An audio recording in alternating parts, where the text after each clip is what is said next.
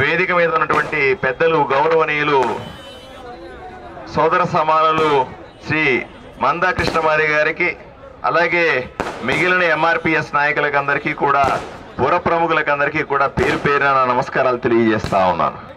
అయ్యా, మనకందరికీ తెలిసిందే, ఈ ఎన్నికల సందర్భంలో అన్ని పార్టీల కూటములు కలిసి, ఒకటి తెలుగుదేశం, జనసేన, భారతీయ జనతా పార్టీ, అలాగే ఎంఆర్పిఎస్ కు సంబంధించినటువంటి నాయకులందరూ కలిసి ఈరోజు ఆదోని ఎమ్మెల్యేగా నన్ను, డాక్టర్ పార్థసారథిని కంటెస్ట్ చేస్తా ఉన్నాను. ఈ సందర్భంలో మీ అందరికీ ఒకే విన్నపం చేస్తా ఉన్నాను.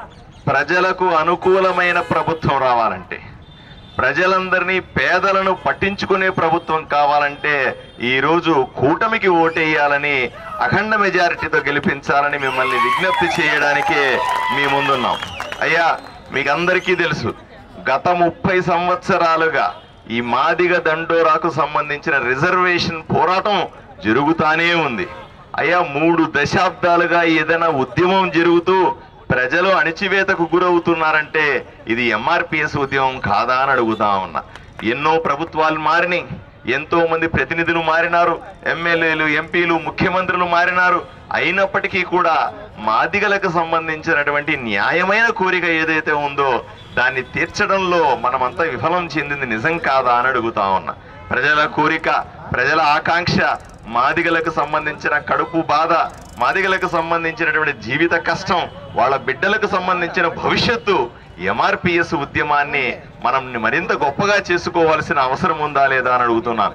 ఈ అవసరాన్ని గుర్తించిన మన ప్రధాని నరేంద్ర మోదీ స్పష్టంగా చెప్పారు, మాదిగల న్యాయమైనటువంటి హక్కులని మేము సపోర్ట్ చేస్తాము, మాదిగలకు సంబంధించినటువంటి న్యాయమైన రిజర్వేషన్ సమస్యని మేము తీరుస్తామని మందకృష్ణమాది గారిని గుండెల్లో పెట్టుకొని ఆయన నరేంద్ర మోదీ గారు చేసిన ప్రసంగాన్ని మీరందరూ చూసి ఉంటారని నేను ఇప్పటికీ అనుకుంటాను.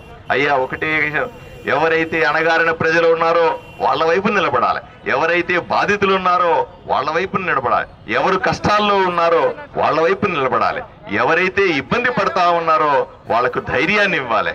ఇదే పని ఈరోజు కూటమిలో ఉన్నటువంటి నేను, డాక్టర్ పార్థసారథి చేస్తా ఉన్నాను. అయ్యా, ఆదోనిలో ఉన్నటువంటి పరిస్థితులన్నీ మీకు తెలుసు.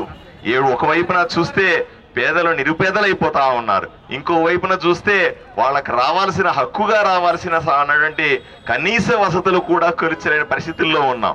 ఇంకొక వైపున చూస్తుంటే రౌడీజం, గూండాయిజం, కబ్జాలు ఎటు పడితే అట ప్రజలకు అవసరమైనటువంటి విషయాలు కాకుండా, ప్రజలకు అవసరం లేని, ప్రజలకు సంబంధం లేని, ప్రజలను పురుగులుగా చూసేటువంటి నాయకత్వం వైఎస్ఆర్సీపీ నాయకులు ఇక్కడ చేస్తా ఉన్నారు. ఎన్ని చేసినా, ఏం చేసినా ఈ రోజు మనమంతా పోరాట బాటలో ఉన్నాం. ఈ రోజు మాదిగలందరూ కలిసి ఏకతాటికి వచ్చి ఎవరైతే రిజర్వేషన్ మనకి అందిస్తా ఉన్నారో, ఎవరైతే రిజర్వేషన్ హామీలు ఇచ్చారో, ఎవరు బడుగు బలహీన వర్గాల వైపున నిలబడి ఉన్నారో వాళ్లను మనం కాపాడుకోవాల్సిన అవసరం ఉందని మీకు తెలియజేస్తా ఉన్నాను. చిట్ట చివరగా అన్న మాట్లాడే ముందు ఒకే ఒక మాట చెబుతాను. ఈ ఎన్నికలు మాత్రం స్పష్టంగా ఆదోనిని కాపాడుకోవాలా లేదా ఈ ఆదోనిని ఎమ్మెల్యేకు వదిలిపెట్టేయాలా అనే ఒకే ఒక అంశం మీద ఎన్నికలు జరగబోతా ఉన్నాయి.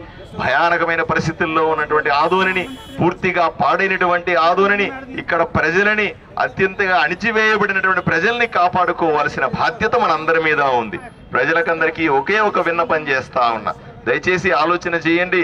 ఈ రోజును మనం ఆదోన్ని కాపాడుకోలేకపోతే మళ్ళీ ఎప్పటికీ కాపాడలేని పరిస్థితికి చేరుకుంటుంది. నిన్ననే మా పార్టీ నాయకులు, రక్షణ మంత్రి రాజ్నాథ్ సింగ్ గారు కూడా వచ్చి చెప్పారు, అయ్యా, భారతీయ జనతా పార్టీకి ఓటేయండి, కమలం పార్టీకి ఓటేయండి, ఓటేసిన సందర్భంలో తప్పనిసరిగా ఇక్కడ భారతీయ జనతా పార్టీ గెలిస్తే ఆదోనిని అభివృద్ధి చేసే బాధ్యత, ఆదోనిలో మంచినీళ్ళు ఇచ్చే బాధ్యత, ఆదోనిలో పేదలకు ఇళ్ళిచ్చే బాధ్యత, ఆదోనిలో రోడ్లేసే బాధ్యత, ఆదోనిలో రోడ్లను వెడల్పు చేసే బాధ్యత, అలాగే డ్రైనేజీలు నిర్మించే బాధ్యత, మంచినీటి సౌకర్యం ప్రజలకు ఇచ్చే బాధ్యత, రైతులకు నీళ్ళిచ్చి రైతు సాగు చేసుకునే అవకాశం ఇచ్చే బాధ్యత, ఇవన్నీ కూడా కేంద్ర ప్రభుత్వం తీసుకుంటుందని నిన్న సాక్షాత్తు కేంద్ర సీనియర్ మంత్రి రాజ్నాథ్ సింగ్ గారు ప్రజలను ఉద్దేశించి ఇక్కడే భీమా సర్కిల్లో ప్రసంగించారు.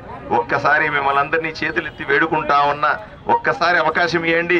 మీరందరూ కూడా ఎన్నోసార్లు ఎంతో మందిని ఎమ్మెల్యేలు చేశారు, ఎంతో మందిని ఎంపీలు చేశారు. ఎందుకంటే ఒక్కసారి కాదు, 2 సార్లు కాదు, 3 సార్లు అవకాశం ఇచ్చినటువంటి ఎమ్మెల్యే మిమ్మల్ని అందరినీ మోసం చేసినాడు. ప్రభుత్వాలు మీకు డబ్బులు పంపిస్తూ ఉంటే కూడా ఆ డబ్బులని ప్రజలకు చేర్చడంలో విఫలమైనాడు. ప్రజలని పూర్తిగా ద్రోహం చేసినాడు. అయ్యా, అక్కడి నుంచి వచ్చే డబ్బులని మూటల మూటలుగా కట్టి ఈ రోజు ఆయన ఊరేగుతున్నాడు తప్ప ఆదోని ప్రజలకి ఏమన్నా మిగిలిందే అని నేను సూటిగా ప్రశ్నిస్తా ఉన్నా. ఆదోని ప్రజలు దగాపడ్డారు, ఆదోని ప్రజలు మోసపోయినారు, ఆదోని ప్రజలను అణిచివేయబడ్డారు. ఒకే ఒక్కసారి కమలం పువ్వు గుర్తు మీద నన్ను అఖండ మెజారిటీతో గెలిపించాల్సిందిగా ఒక్కసారి నాకు అవకాశం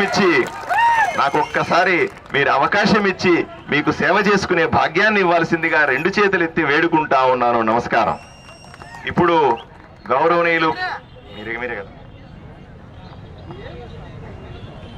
మన గౌరవనీయులు పెద్దలు శ్రీ మందకృష్ణ మాదిగ గారు తమ అమూల్య ప్రసంగాన్ని ఆదోని ప్రజల కోసం ఇస్తారు.